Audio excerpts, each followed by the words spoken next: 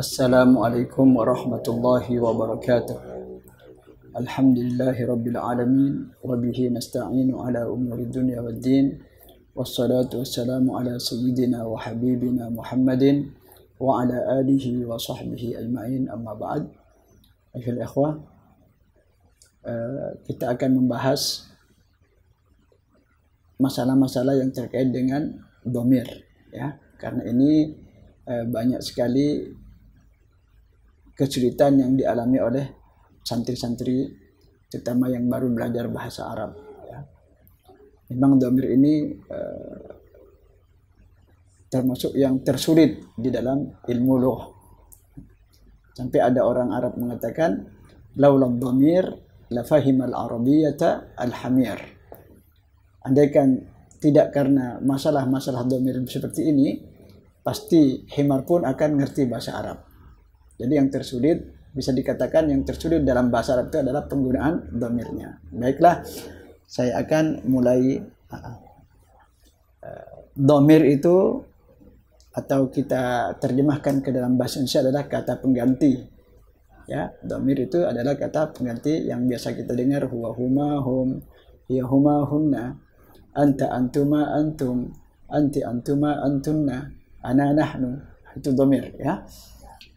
Terbagi menjadi dua, ada dhamir bariz dan ada dhamir mustatir. Dhamir bariz artinya nampak, lafadznya itu nampak, bisa dilihat, bisa dibaca. Nanti kita contohkan, ya. Sedangkan yang mustatir itu kebalikannya, ada tetapi tidak nampak dan tidak bisa dibaca, tidak bisa dilihat, ya. Itu namanya dhamir mustatir. Baiklah, kita mulai dari dhamir bariz. Lihat pada contoh-contoh ibarah ini, ya. Huwa abi, ana uhibbuhu. Huwa ini dhamir. Ini namanya dhamir bariz karena nampak. Abi, iya-nya ini adalah dhamir, juga dhamir bariz karena lafadznya ada. Ana ini juga dhamir bariz karena lafadznya ada, kelihatan. Uhibbuhu, ha ini adalah juga dhamir bariz karena kelihatan. Nomor dua, hal anta dhahabta ila baitihi. Anta ini dhamir bariz, ya. Dhahabta, ta ini juga dhamir bariz. Baitihi, ha ini juga dhamir bariz. Kenapa disebut dhamir bariz? Karena lafadznya ada, kelihatan di mata, kelihatan oleh mata, dan bisa dibaca oleh lisan. Ana ma araftukum. Ana ini dhamir bariz, ya. Araftu, taknya juga dhamir bariz. Kum ini juga dhamir bariz, kafnya ini dhamir bariz. Kenapa disebut dhamir bariz? Karena lafadznya ada, bisa dilihat mata, dan bisa dibaca oleh lisan. Nahnu ma da'auna illa iyyaka. Kami tidak mengundang kecuali kamu saja. Nahnu ini dhamir bariz. Na dhamir bariz. Iyyaka dhamir bariz. Jadi pokoknya setiap dhamir, dia, kamu, saya, jika lafadznya ada, maka itu disebut dhamir bariz. Adapun kedudukan i'rabnya tidak kami bahas di sini karena sengaja untuk menyingkat waktu. Antum bisa rujuk lagi ke kitab-kitab nahwu. Kitab saya juga An-Nahwul Muyassar, di situ ada pembahasannya. Ini jadi apa, itu jadi apa. Sekarang kita pindah ke dhamir yang kedua, yaitu dhamir mustatir. Artinya mustatir adalah tersimpan. Apa yang dimaksud dengan tersimpan? Dhamirnya itu ada, maknanya ada, tetapi lafadznya nggak ada. Tidak ada lafadznya, apalagi mau dilihat, apalagi mau baca. Lafadznya nggak ada. Dhamir tersebut nimpel di fi'il. Dhamir mustatir itu selalunya bersama fi'il. Ingat ya, dhamir mustatir itu tersimpan di dalam fi'il. Tersimpan. Lafadznya tidak kelihatan, lafadznya tidak bisa dibaca. tapi maknanya ada, maka disebut dhamir mustatir. Lebih jelasnya, di mana saja dhamir mustatir itu? Pertama, dhamir mustatir ada di fi'il amr, ya, ada di fi'il amr lil wahidil mudzakkar. Lil wahidil mudzakkar. Contohnya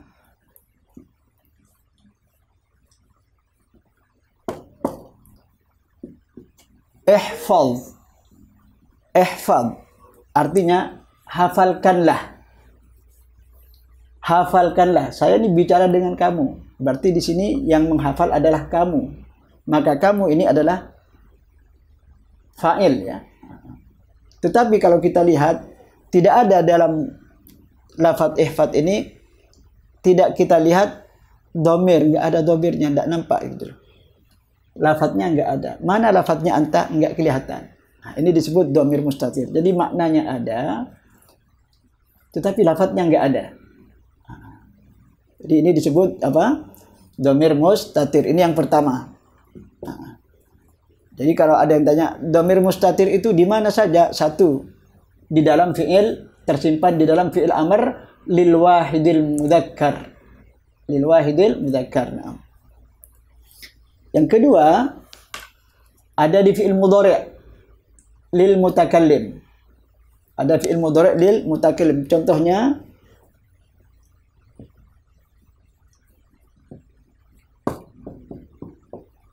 afhamu. Afhamu artinya adalah saya faham. Perhatikan, ada makna saya, tetapi tidak ada lafaz ana. Maka ana ini disebut dhamir mustatir. Ana yang tersimpan pada lafaz afham ini disebut dhamir mustatir. Bukankah ini ada alif, Ustaz? Gimana? Sering nanya, murid-murid itu nanya, itu kan ada hamzah alif. Apakah itu bukan dhamir? Jawabannya adalah hamzah ini bukan dhamir. Hamzah ini adalah harful mudhara'ah. Harful mudhara'ah. Jadi bukan dhamir. Yang ketiga, masih di fi'il mudhari'. Dhamir mustatir itu ada di fi'il mudhari' lil mukhatab, lil wahidil mukhatab. Contohnya tafham.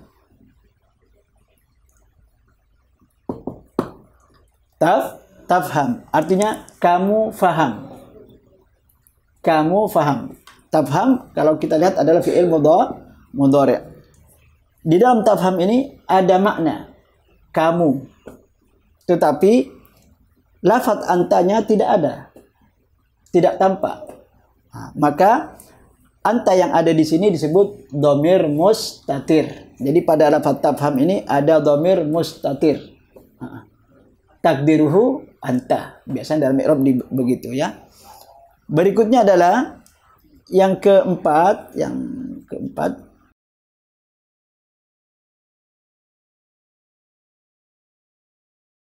nafham. Nafhamu fi'il mudhari' lil mutakallim al ghair. Artinya kami faham. Ada makna kami. Tetapi dhamir nahnunya tidak nampak di sini. Maka nahnu yang ada di sini disebut dhamir mustatir. Dan yang terakhir adalah yafham.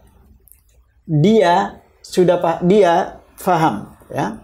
Yafhamu, dia faham. Ada makna dia. Perhatikan, ada makna huwa. Tetapi huwanya tidak ditampakkan di sini. Nggak ada, kalau kita lihat nggak ada lafaz huwa.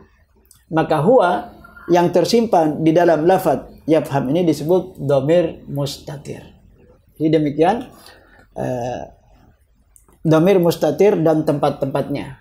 Jadi saya ulangi lagi, tempat-tempatnya dhamir mustatir adalah pertama fi'il amr lil wahidil mudzakkar. Ihfaz, isma', uskut, takallam, kul, idhab, ukhruj, istaghfir, dan seterusnya. Itu adalah di situ ada dhamir mustatir anta. Kemudian yang kedua dan yang ketiga, keempat, kelima itu semuanya fi'il mudhari'.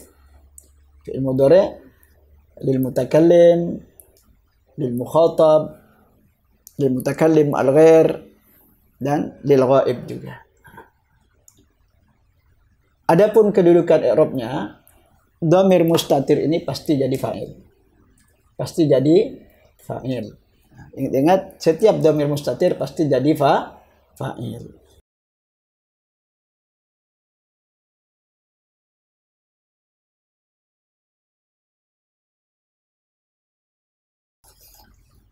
Kita lanjutkan.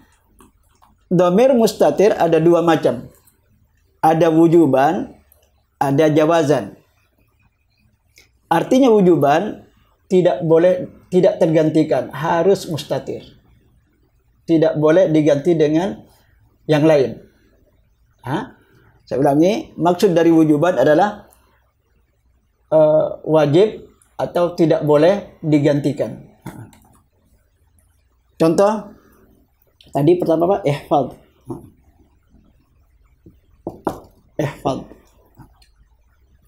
Ihfadz fa'ilnya adalah dhamir mustatir takdirhu anta. Jadi ini sudah permanen, nggak bisa diganti dengan fa'il lain. Tidak bisa menerima fa'il lain. Fa'ilnya ihfadz ini pasti dhamir mustatir takdirhu anta. Jadi kalau ditanya mana fa'ilnya ihfadz, udah tidak usah mikir lagi. Anta di mana? Mustatir. Jadi harga mati. Makanya disebut wujuban. Nggak bisa ditawar. Wujuban itu artinya nggak bisa ditawar. Harus mustatir. Tempat yang kedua, afham. Kalau ditanya, mana fa'ilnya afhamu? Nggak usah nyari. Nggak usah nyari kemana-mana. Pastikan fa'ilnya adalah ana. Mana? Mustatir. Ini disebut mustatir wujuban. Disebut mustatir wujuban.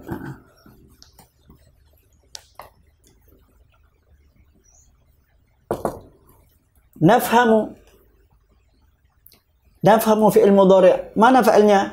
Nggak usah mikir lagi. Langsung. Fa'ilnya adalah nahnu. Mana? Mustatir.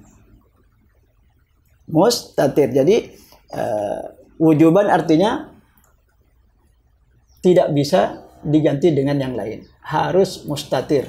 Harus mustatir. Kalau ada, kadang-kadang kita temukan seperti dalam Al-Quran, kita temukan ya Adam uskun anta.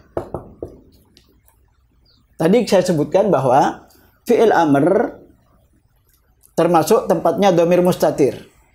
Artinya fa'ilnya uskun ini adalah dhamir mustatir, yaitu anta. Sedangkan anta yang ada ini itu bukan fa'ilnya. Itu dalam ilmu nahwu disebut taukid. Sekali lagi, fa'ilnya uskun tetap dhamir mustatir takdiruhu anta. Sedangkan anta yang nampak ini adalah kedudukannya sebagai taukid bagi anta yang mustatir. Ini sering ditanyakan oleh santri manakala kita menjelaskan bahwa fi'il amr itu fa'ilnya wajib mustatir takdiruhu anta. Terus ada yang nanya, loh itu saat yang sesudahnya bukan fa'il? Bukan. Ini dalam i'rab disebut taukid bagi anta yang tersembunyi, yang tersimpan itu. Jadi sekali lagi, dhamir mustatir yang tidak boleh tergantikan, satu yang bersama fi'il amr, ya. Dua yang bersama fi'il mudhari', afham, tafham. Empat, nafham. Di empat tempat ini pastikan fa'ilnya adalah mustatir. Ihfad takdiruhu anta, afham takdiruhu ana, tafham takdiruhu anta, nafham takdiruhu nahnu. Mari kita pindah ke yang kedua, yaitu dhamir mustatir wujawazan. Jawazan ini boleh, artinya bisa ditawar. Dia terbuka. Fa'il mustatir, oke, dia bisa. Contohnya Muhammadun yu'allim. Muhammadun yu'allim. Yu'allimu fi'lun mudhari'. Mana fa'ilnya? Fa'ilnya ini bukan Muhammad. Karena fa'il itu tempatnya sesudah fi'il. Nah, ini sering juga santri keliru. Ketika ditanya, mana fa'ilnya Muhammad? Mana fa'ilnya yu'allim? Katanya Muhammad. Oh bukan, dalam ilmu nahwu fa'ilnya bukan Muhammad. Fa'ilnya adalah dhamir mustatir takdiruhu huwa. Nah, jadi fa'ilnya mu'allim takdiruhu huwa. Tetapi berbeda dengan kelompok pertama, yu'allim ini bisa menerima fa'il lain, fa'il isim dhahir bisa. Kalau kita balik, yu'allimu Muhammadun, Muhammad mengajar. Maka yu'allim di sini fa'ilnya bukan huwa, tetapi Muhammadun yang sesudahnya. Nah, oleh karena itu, dhamir huwa yang ada pada lafaz yu'allim ini disebut mustatir jawazan. Mustatir jawazan. Kenapa? Karena yu'allim itu terbuka. Dia mau kepada fa'il mustatir seperti Muhammad dan yu'allim, juga mau kepada fa'il yang lain, fa'il isim dhahir, yaitu yu'allimu Muhammadun. Jadi ini tentang dhamir mustatir yang sering ditanyakan santri. Mustatir wujuban dan mustatir jawazan apa maksudnya? Jadi sekali lagi, kalau wujuban nggak bisa ditawar, dia nggak mau yang lain, maunya mustatir saja. Sedangkan yang jawazan, mustatir oke, isim dhahir oke, seperti yu'allimu. Maka fi'il mudhari' lil ghaib ini bisa mempunyai fa'il mustatir seperti Muhammadun yu'allim, dan juga bisa mempunyai fa'il zahir seperti yu'allimu Muhammadun auladahu masalah. Di sinilah maka dhamir yang tersimpan dalam yu'allim ini, Muhammadun yu'allim, disebut dhamir mustatir jawazan. Alhamdulillah kita sudah selesai. Mudah-mudahan antum bisa mengerti dan tidak lagi kebingungan membedakan dhamir bariz dengan dhamir mustatir. Enggak kebingungan lagi membedakan yang wujuban, mustatir wujuban dan mustatir yang jawazan. Mudah-mudahan semoga bisa bermanfaat. Hadza minni wa minkum. Wassalamualaikum warahmatullahi wabarakatuh.